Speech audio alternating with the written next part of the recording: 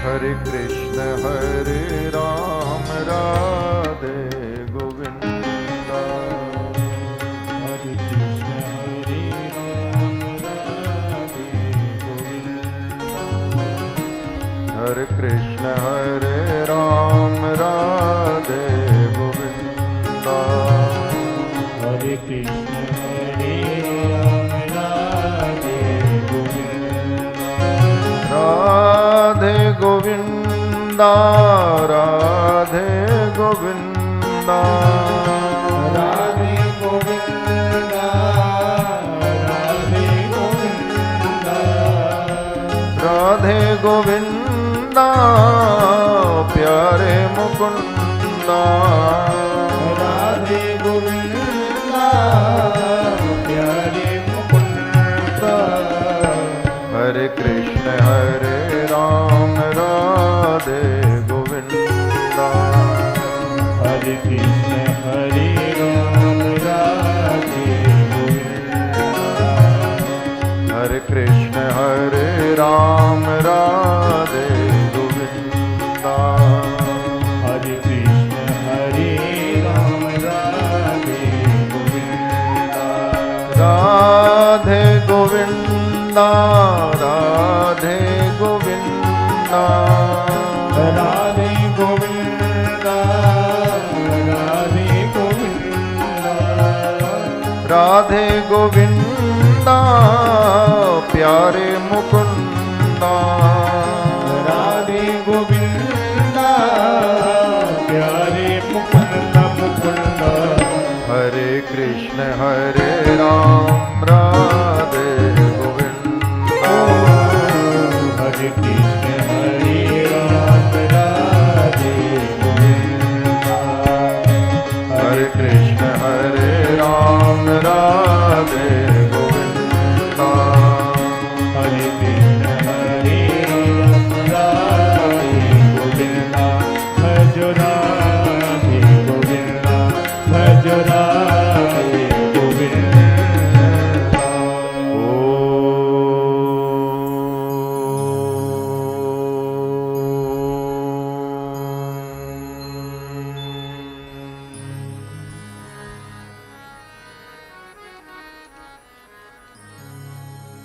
करारविन्देन पदारविन्दम् मुखारविन्दे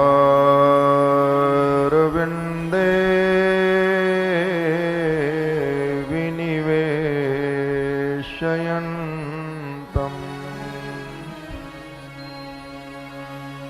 वटस्य पत्रस्य पुटे शयानम् बालं मुकुन्दं मनसा स्मरामि।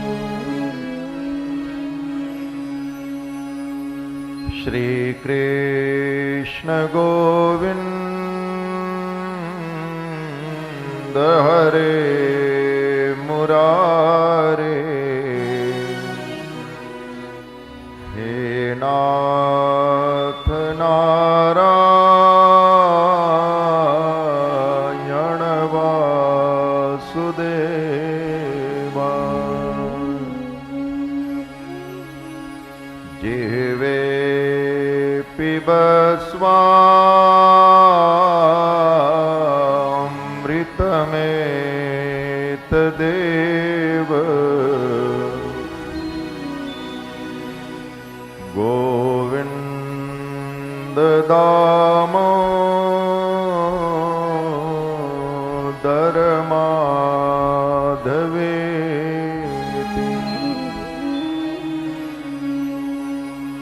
सुखावसाने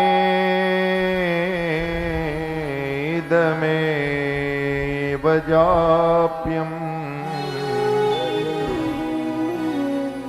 दुःखावसाने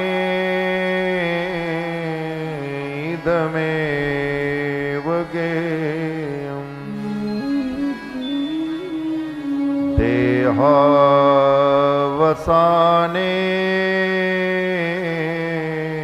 इदमेव सारम् गोविन्द दामोदर माधवेति श्री कृष्ण राधा वर गोकुलेश गोपाल गोवर्धननाथ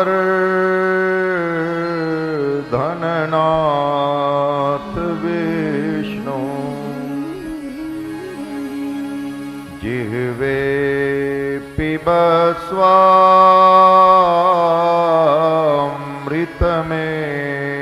पिबस्वामृतमेतदेव गोविन्द दामोदर माधवेति गोविन्द माधव स्तोत्र प्रेम से पाठ जो करे दामोदर दया दानी सहजे गोलोक संग चले श्री वृंदावन बिहारी लाल की जय।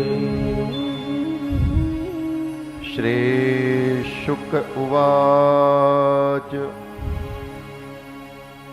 वरीयानेश ते प्रश्नः कृतो लोकहितं नृप आत्मवित्सम्मतः पुंसाम् श्रोतव्यादिषु यः परः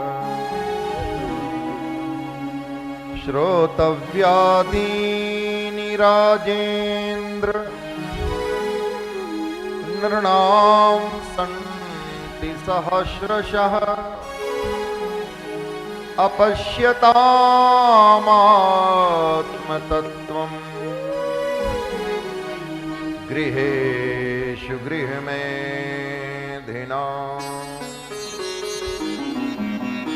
निद्रया ह्रियते नक्तं वयवायेन च वावयः दिवाचार्थे हया राजन् कुटुम्बभरणेन वा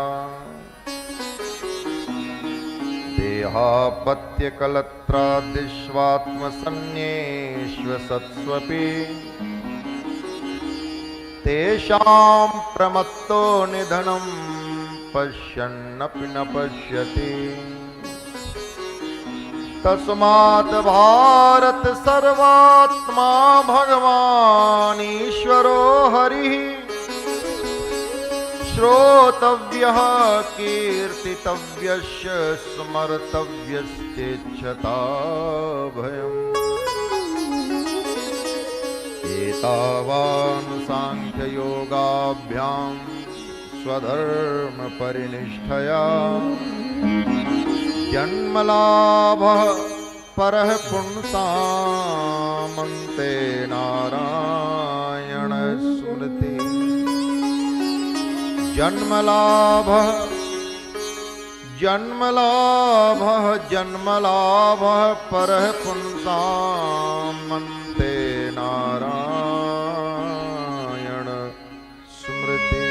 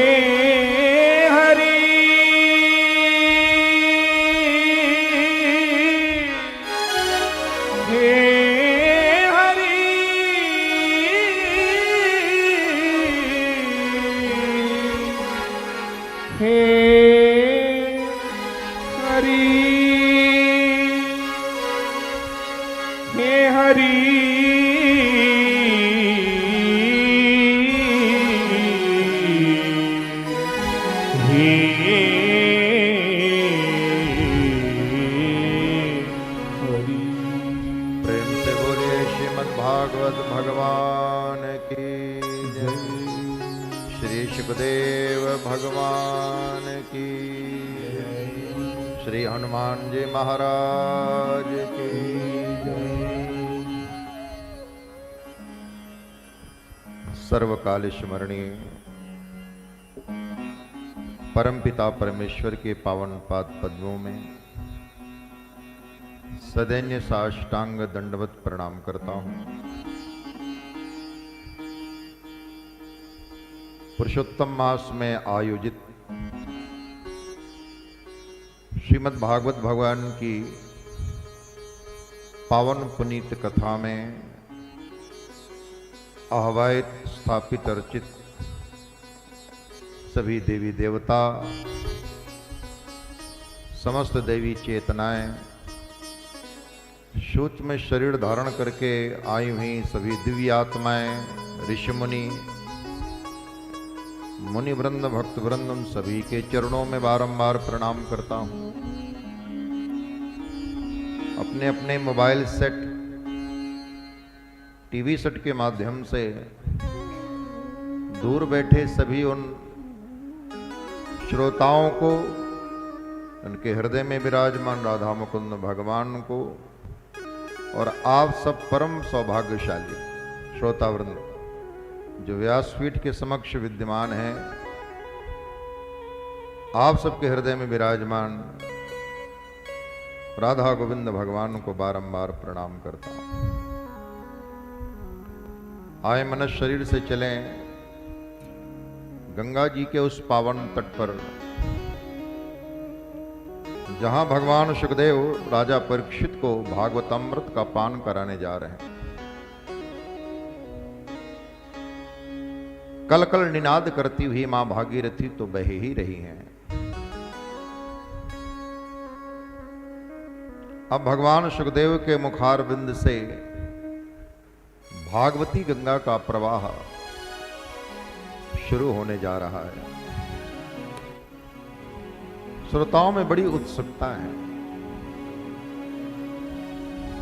अपलक भगवान सुखदेव को निहार रहे हैं। 16 वर्षीय भगवान सुखदेव की कायिक अवस्था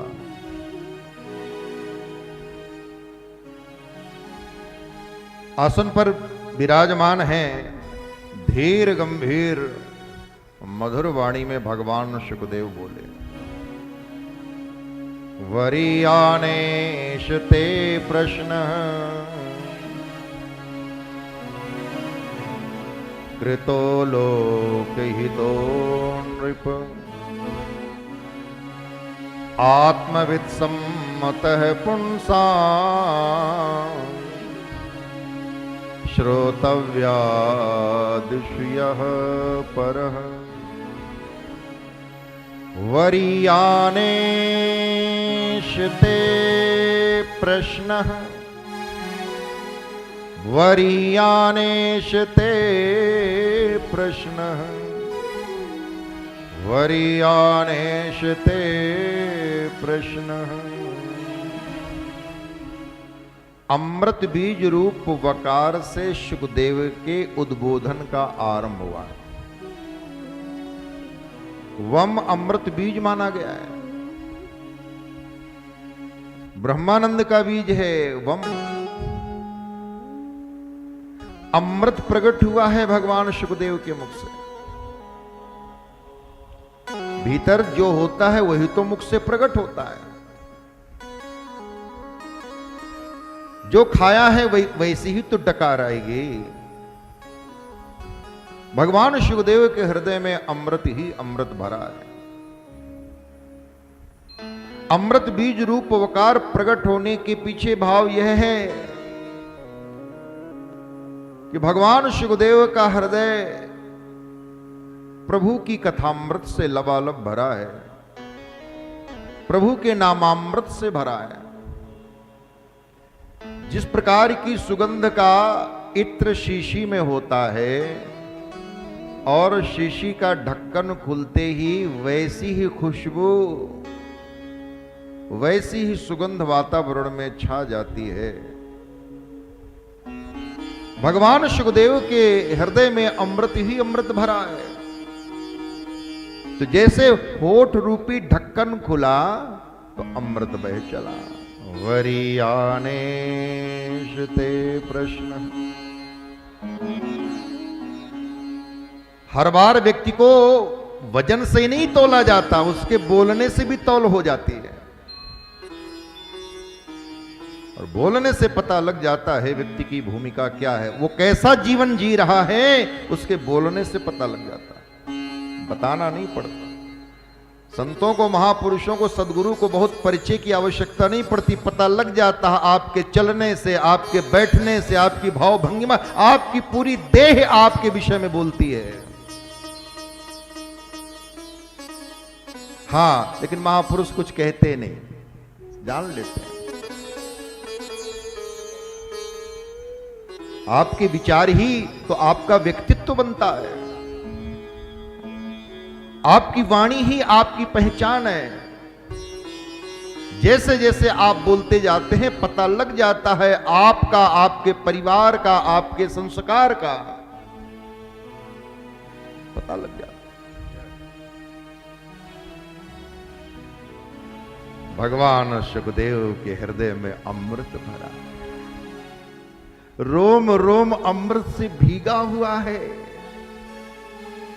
प्रभु के प्रेम में डूबे हुए हैं। तो जैसे मुख खुला, वरीयाने ते प्रश्न,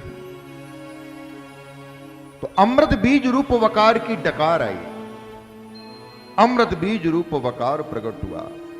तो यह वक्ता की भूमिका है। वक्ता को प्रसन्न ही होना चाहिए, वक्ता के हृदय में अमृत ही हो। जब वो स्वयं आनंद और अमृत से छका होगा तो ही तो औरों को पिला सकेगा। तो ये वक्ता की भूमिका है। और दूसरा कारण है, राजा परीक्षित को मृत्यु का शाप लगा है। तो मरता हुआ प्राणी क्या चाहता है कि कोई उसे मृत्यु से बचा ले। जैसे एक प्यासा व्यक्ति चाहता है कि कोई उसे शीतल मधुर जल ला करके दे दे ताकि उसकी प्यास बुझ जाए, वैसे ही मरता प्राणी चाहता है कि कोई उसे मृत्यु से बचा ले। मानो भगवान सुखदेव कहते हैं, राजन मत घबरा, मैं ऐसा अमृत लाया हूं तुझे पिलाने के लिए, तुझे भगवान के पद की प्राप्ति होगी, अभयत्व की प्राप्ति होगी, मैं बचाऊंगा तुझे। और सदगुरु का काम यही है। असतो मा सद्गमय मृत्योर्मामृतंगमय तमसो मा ज्योतिर्गमय। हे गुरुदेव, मुझे असत्य संसार से उठाकर सत्य स्वरूप परमात्मा की ओर ले चलो। मुझे अंधकार से उठाकर ज्योतिर्मय पुंज की ओर ले चलो। हे गुरुदेव, मुझे मरण धर्मा संसार से बचाओ, मुझे अमृतत्व की ओर ले चलो। तो भगवान सुखदेव के मुख से अमृत प्रकट हुआ। वरीयाने ते प्रश्न कृतो लोकहितो नृप। राजन, तुम्हारा प्रश्न श्रेष्ठ है, वरीयान है। मरणासन्न प्राणी का कर्तव्य क्या है, यह मात्र राजा परीक्षित का प्रश्न नहीं है, यह हम सब का प्रश्न है। हम सबको एक ना एक दिन मरना पड़ने ही वाला है। तुमने लोकहित प्रश्न पूछा है, ये तुम्हारे अकेले का प्रश्न नहीं है, जिन जिन ने जन्म लिया है प्राणी मात्र का प्रश्न है कि मरणासन्न प्राणी का कर्तव्य क्या है, उसे क्या करना चाहिए।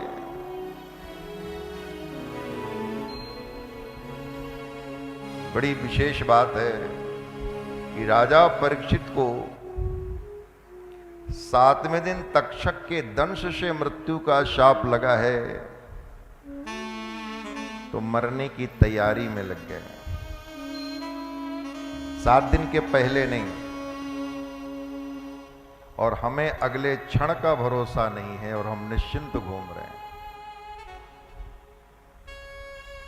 गई सांस वापस आएगी भी, इसका भी भरोसा नहीं है। अच्छा, जन्म लेने में सबसे पहला कार्य बच्चा क्या करता है? जब बच्चा मां के पेट से बाहर आता है तो पहला कार्य क्या करता है, कभी विचार किया? सबसे पहला कार्य किया है उसने जन्म लेते ही, जैसे ही धरती में आया, सांस लेने का। अभी तक तो अपने मां के पेट में मां के श्वसन तंत्र से जुड़ा था, मां के सांसों से सांसें ले लेता था। जैसे ही वो धरती में आया है, अब वो अपने प्रयत्न से सांस लेता है, और उसी प्रयत्न में वो एक तरीके से घबराता है तो मुंह खुलता है और वो रोता है। वो रो नहीं रहा, पहली बार अपने प्रयास से सांस ले रहा है, मुंह से नाक से वो सांस ले रहा है। तो जन्म लेते ही हमने पहला कार्य किया है सांस लेने का, और इस शरीर में अंतिम कार्य क्या करेंगे? सांस छोड़ने का।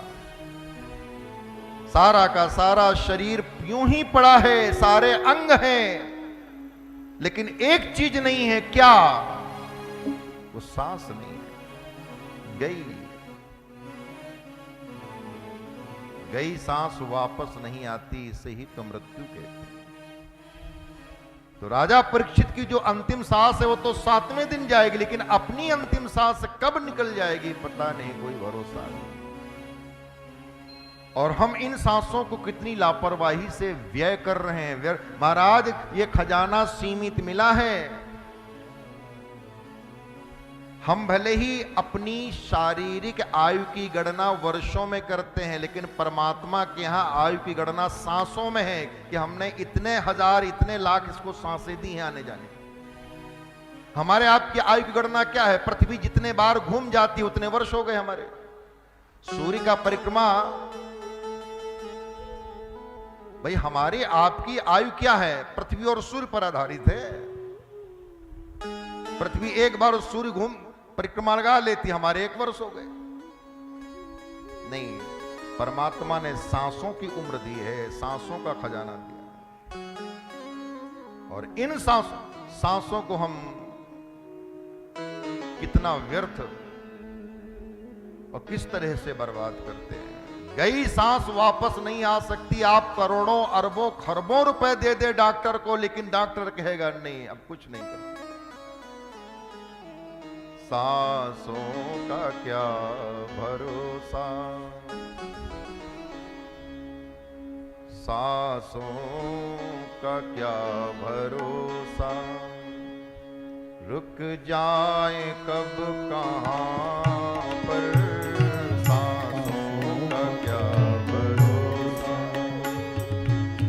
रुक जाए कब कहां पर, प्रभु का तो नाम जप ले, वही आसरा यहाँ पर, प्रभु का तो नाम जप ले, वही आसरा यहाँ पर। सांसों का क्या भरोसा, रुक जाए कब